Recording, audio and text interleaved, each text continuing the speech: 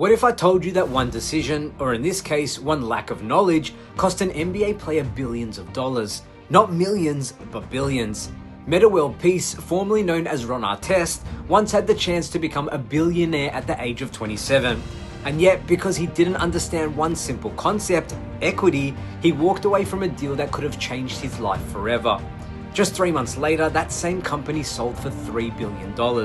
Now, this isn't just about Metta World-Peace. It's about financial literacy. It's about the world of athletes and money. It's about opportunities taken and opportunities missed. And ultimately, it's a cautionary tale that every professional athlete, and honestly, every single one of us, can learn from.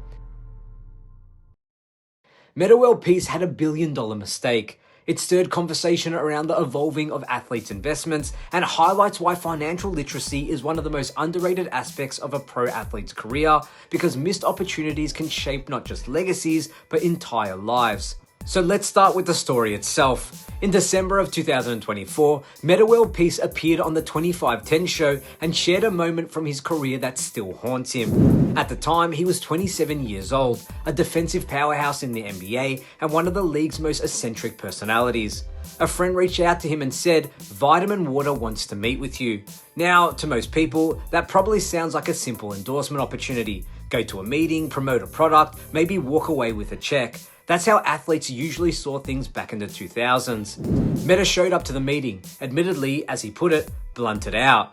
He wasn't focused on business, he was just focused on basketball, community work, and just living his life. But in that meeting, the company didn't just offer him cash, they offered him equity, ownership in Vitamin Water. And here's the key detail. Metta admitted, "At 27 years old, I only knew what defense was. I didn't know what equity was." So he passed on the deal. He didn't see the value. He didn't understand what it meant. So I'm 27. I'm in Queensbridge with my peoples, and my boy called me, "Yo, Vitamin Water want to meet with you." I was doing a lot of stuff in my community. Okay. So that was the reason they wanted to give me the opportunity. Right. So they offered me equity in the company. But at 27 years old, honestly, I know what defense is. Right. I know how to lock somebody up. You ain't know nothing about like that a surgeon, shit. but I didn't know what equity was. I'm like, what? And just 3 months later, Coca-Cola purchased Vitamin Water's parent company for $4.1 billion. Metta's potential stake, it could have been life-changing, easily hundreds of millions, if not close to $1 billion, depending on the percentage offer. Metta's reaction later on, he said, "Oh, that was what equity was." And then 3 months later, they sold for $3 billion. I said, "Oh, that's what equity is." Damn. Yep. Oh. Yep. So then that really motivated me to start to get more companies. And It's funny but also tragic, and it highlights one of the biggest blind spots athletes often face, a lack of financial education at the very moments when the biggest opportunities come knocking. To understand why this happened, we need to look at the culture of sports and businesses over time. Back in the 1980s and 1990s, athletes didn't think like entrepreneurs. The goal was simple: land a shoe deal, maybe get an endorsement with Gatorade, and call it a day. Michael Jordan was the exception, not the rule. The average player didn't even know what capital venture was. And let's be honest, the money just wasn't the same. Salaries were lower, endorsements weren't as lucrative. And most importantly, the idea of athletes investing in startups, owning equity, or building personal brands didn't exist at the same scale we see today. Fast forward to the 2000s and 2010s, and the entire game changed. The rise of social media turned athletes into brands. Tech startups exploded, and celebrities became early investors. Pop stars, rappers, and actors started getting involved. Then athletes followed. Kobe Bryant launched his own investment ventures. LeBron James built Spring Hill Entertainment and invested in Blaze Pizza and Liverpool FC. Stephen Curry became a tech investor in Silicon Valley. Even role players started thinking like entrepreneurs, diversifying into real estate, food franchises, and e-commerce. The culture shifted. Suddenly, it wasn't just about playing the game. It was about using your platform to build wealth off the court as well. But for Metta, he came in right during that transition.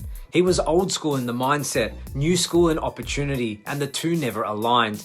And unfortunately, he missed one of the biggest shots he never took. Now, it's important to say this: Metta World-Peace didn't end up broke. Far from it. Over his 17-year NBA career, he earned more than $83 million in salary alone. He had endorsement deals, including a major one with Chinese sportswear brand Peak in 2013. In 2017, he invested in Buttercloth, a clothing brand that's still running strong today. And right now, he's actively involved in business. He co-founded True Sky Ventures, a $100 million venture fund alongside Steven Stolkoks, the former CEO of Boost Mobile. So no, Metta didn't throw his life away. He learned, he evolved. He became the very entrepreneur he never imagined being at 27 years old. But still, his vitamin water story lives on as a cautionary tale, because it's one of those mistakes that's just too big to ignore. And Metta isn't alone. Let's not forget Magic Johnson. In the early 1980s, Nike approached him with a deal. Instead of a traditional endorsement check, they offered him stock options. But at that time, Nike was a young company. Adidas was king. Converse was the standard. Nike was seen as a gamble. Magic turned it down. He went with Converse instead. Looking back, Magic himself has said, "Boy, did I make a mistake. I'm still kicking myself for not taking the Nike stock." 3 companies came in. So Converse, Adidas, and Nike. Nike was just a year or 2 old. Converse offered me the most money. So, you know, when you grow up broke, you take the money. Phil Knight came in and said, "Hey, I can't offer you the same type of money, but I can offer you stock." Think about that. Magic Johnson, one of the most successful athlete entrepreneurs today, a man who owns movie theaters, Starbucks franchises, part of the Dodgers, still regrets that missed opportunity. These stories prove something important. Financial literacy isn't optional, it's essential. The NBA knows this as well.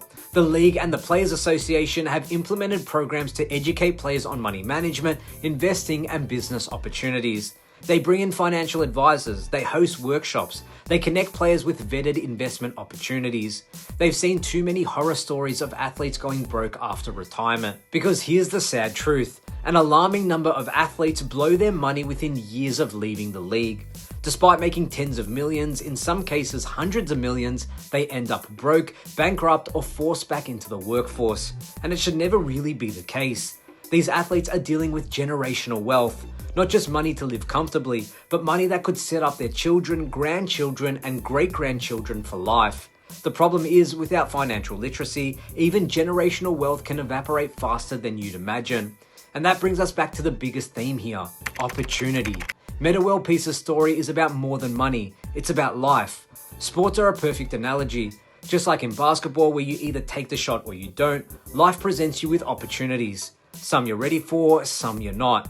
And some you don't even recognize until it's too late. Metta didn't recognize equity for what it was. Magic didn't recognize Nike's potential. Countless other athletes missed opportunities because they weren't prepared. But here's the thing, opportunities will always come and go. You won't hit every shot. You won't make every perfect play. But the more educated you are financially, professionally, personally, the better your odds of making the right decision when the big moments come. Now let's play the what if game. Imagine Metta had taken the deal. Imagine he walked away from the vitamin water meeting with a significant equity stake. When Coca-Cola bought the company for $4.1 billion, Metta could have been looking at a payday of hundreds of millions of dollars. That's not just a nice contract. That's not even just retirement money. That's billionaire level wealth. Think about what that would be worth today after investments, interest, and growth. Metta World-Peace could have gone from NBA champion to one of the wealthiest athletes of all time. But he didn't. And that's the harsh reality of missed opportunities. So what's the takeaway here? Metta World-Peace's billion-dollar mistake is more than just an entertaining story. It's a reminder that financial literacy is the most underrated aspect of a professional athlete's life. That no matter how much money you make, it can disappear without knowledge, guidance, and preparation. It's a reminder that opportunities come in many forms, sometimes disguised, sometimes misunderstood, and the difference between saying yes or no can be life-changing. And finally, it's a challenge to all of us, not just athletes, to educate ourselves, to prepare for opportunities, to understand the value of equity, ownership, and long-term thinking.